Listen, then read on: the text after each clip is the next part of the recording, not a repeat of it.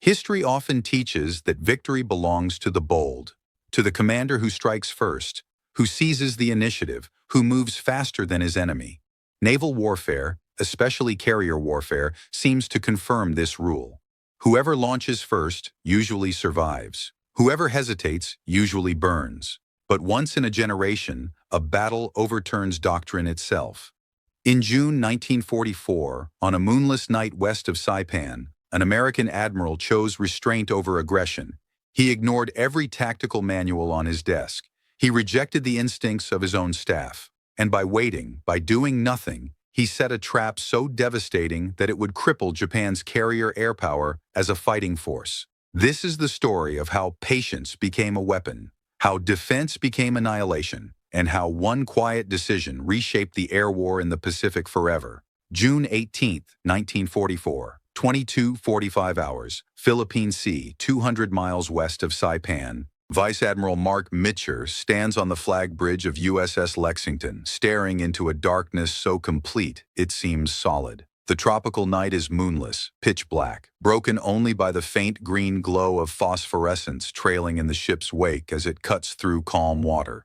Around him, his staff gathers in silence. Faces are lit by the red glow of plotting tables, where grease-penciled maps show two enormous fleets sliding toward one another across the Pacific. The air smells of burnt coffee, cigarette smoke, and tension thick enough to taste. Captain Arleigh Burke, Mitscher's chief of staff, has just finished laying out the plan. The intelligence is solid. Japanese carrier forces are approaching from the west.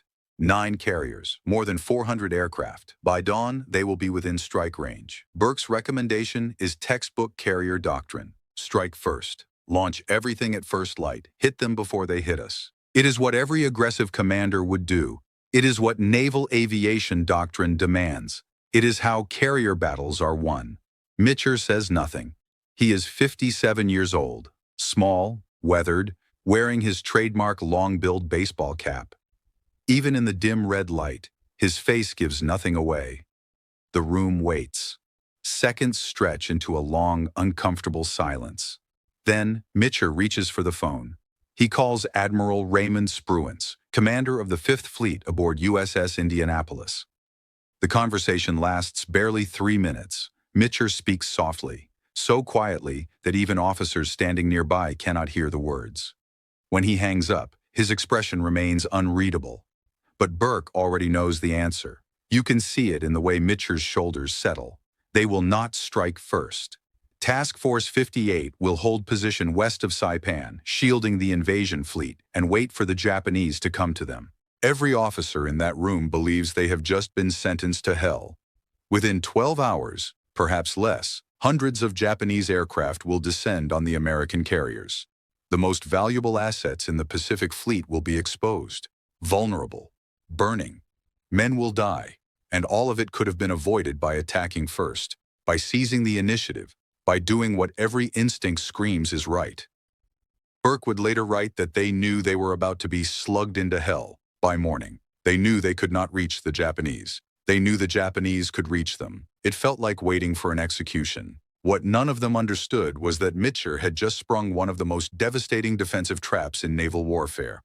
By morning, his decision to wait would set in motion the destruction of Japanese carrier aviation. The Americans would later call it the Great Marianas Turkey Shoot. For Japan, it marked the end. This is the story of how patience proved deadlier than aggression, how defensive genius crushed offensive doctrine, and how one unconventional choice annihilated an enemy air force in less than 10 hours of daylight. Vice Admiral Mark Andrew Mitscher was never supposed to be a great admiral. Born January 26, 1887, he barely survived the U.S. Naval Academy, graduating 107th out of 130 in the class of 1910.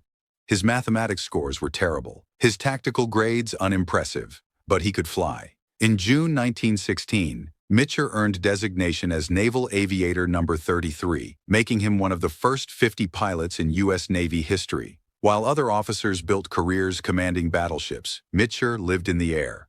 By 1944, the small, weathered man, still wearing that long-billed cap to shield his light-sensitive skin, commanded the most powerful naval force ever assembled.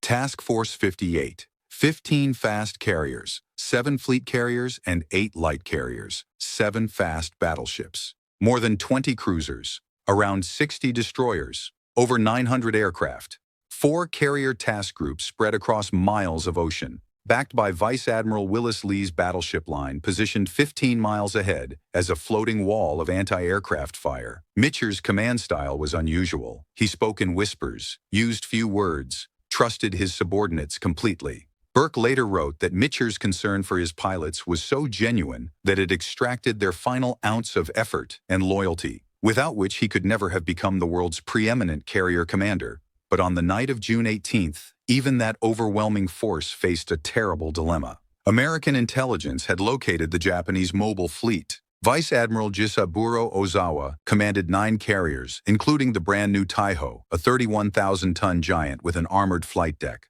Across the force, the Japanese carried roughly 430 embarked aircraft. Combined fleet headquarters promised another 500 land-based aircraft on Guam, Rota, and nearby islands. Battleships Yamato and Musashi, the largest warships ever built, provided the muscle. This was Japan's final chance for decisive battle. Kantai Kessen. Ozawa held one critical advantage: range. Japanese carrier aircraft could strike at distances of 300 to 345 miles. American aircraft were limited to roughly 200 to 250 miles for effective combat. Ozawa intended to exploit that gap mercilessly. He would strike from beyond American reach, then have his pilots land on Guam to refuel before attacking again on the return flight. Shuttle bombing. The Americans would be unable to respond. On paper, it was brilliant. In reality, it was suicide. What Ozawa did not understand was that every advantage he counted on was actually a fatal weakness waiting to be exploited. Every mile Japanese pilots flew burned precious fuel. Every mile exhausted inexperienced air crews. They would arrive at the limits of their endurance, low on fuel, low on options, deep inside a defensive network designed to shred them. American pilots, by contrast, would be fresh, fully fueled, and minutes from a landing deck if damaged. And the Americans possessed technologies Ozawa could not imagine.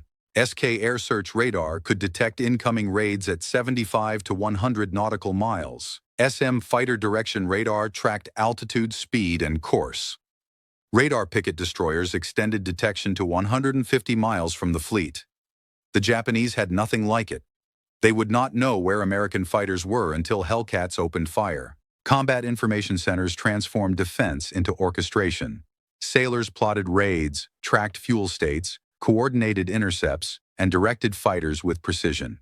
Fighter director officers calculated intercept vectors and guided combat air patrols by radio. The Japanese sailed into battle blind. The Americans saw everything. The F-6F Hellcat dominated the sky. Designed specifically to kill the Mitsubishi Zero, it carried a 2,000-horsepower Pratt & Whitney engine, delivering a top speed nearly 40 miles per hour faster than its opponent. It climbed faster, dove faster, rolled better, and carried 650 caliber machine guns with 2,400 rounds. Most importantly, it was built to survive. Self-sealing fuel tanks prevented catastrophic fires. Armor plating saved pilots. American aviators could take hits, keep fighting, and come home. Japanese pilots could not. Then there was the VT proximity fuse, a closely guarded secret. Using miniature radio transmitters, shells detonated within lethal range of aircraft without direct hits. The result was devastation. But the most decisive advantage was invisible: pilot quality. Before Pearl Harbor, Japanese naval aviators averaged over 700 flight hours, the best in the world. By June 1944, they were dead. Coral Sea, Midway, the Solomons. Ozawa's pilots were replacements. Carrier Division 1 averaged 6 months of training. Division 2, 2 months. Division 3, 3. American pilots trained for years and often had combat experience. The gap was not slight, it was catastrophic. Ozawa himself admitted later that many of his pilots could not even perform night carrier landings, routine for Americans. And one final truth remained hidden from him. American strikes had already destroyed Japanese land-based air power in the Marianas. Those 500 aircraft Ozawa counted on were no longer an effective fighting force. So when Mitscher chose to wait, what his staff did not yet grasp was the mathematics of annihilation. Every mile the Japanese flew was fuel burned, stamina drained, and vulnerability multiplied. Mitscher understood that sometimes the strongest offense is overwhelming defense. June 19, 1944. EO 30 hours. The first Japanese strike lifts off. 69 aircraft, fighters, dive bombers, torpedo planes, heading east toward the American fleet 300 miles away. The pilots are confident. This is the plan. Strike, land on Guam, refuel, strike again. They have no idea they are flying into a slaughterhouse. At 0955 hours, American radar detects them at 150 miles. Fighter directors have nearly 30 minutes. The call goes out. Hey, Rube. Every available Hellcat launches. Bombers are ordered away from carrier decks. Battleships ready their guns. Combat air patrols stack at altitude. The Japanese formation reaches 70 miles, then makes its fatal mistake. Inexperienced pilots scatter during the long flight and begin circling to regroup. 10 minutes. 10 minutes of delay. 10 minutes that seals their fate. At 10:36, the sky erupts. Hellcats dive out of the sun. Within minutes, Japanese aircraft are tumbling into the sea, bursting into flame, disintegrating under 50 caliber fire. Pilots die before they can react. The formation collapses. Zeros try to turn fight. The Americans refuse. They slash through, fire, and climb away. Boom and zoom.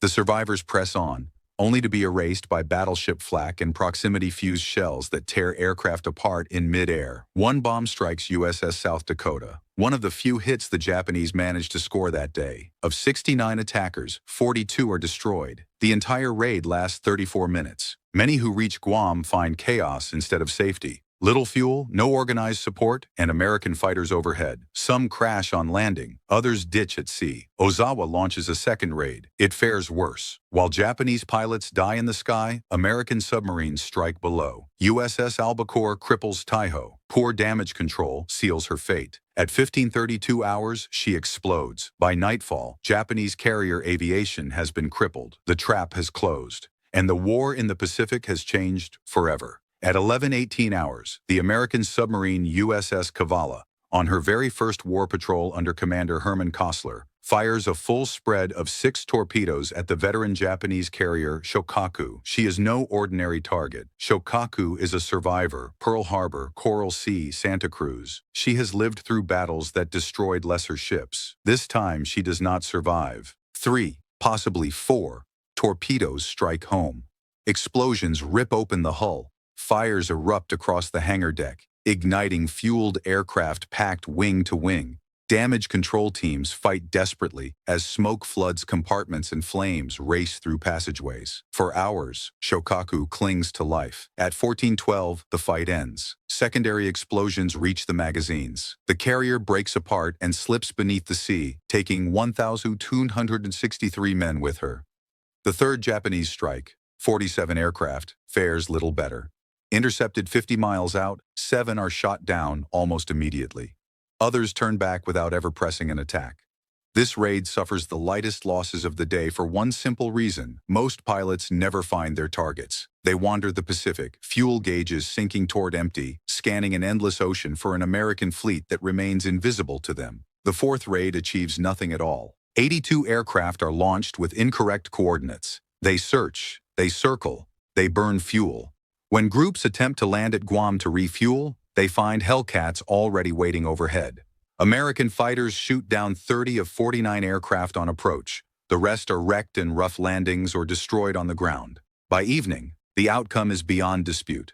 During debriefings aboard USS Lexington, Lieutenant Junior Grade Ziggy Neff struggles to explain what he witnessed. Finally, he finds the words, "Why hell?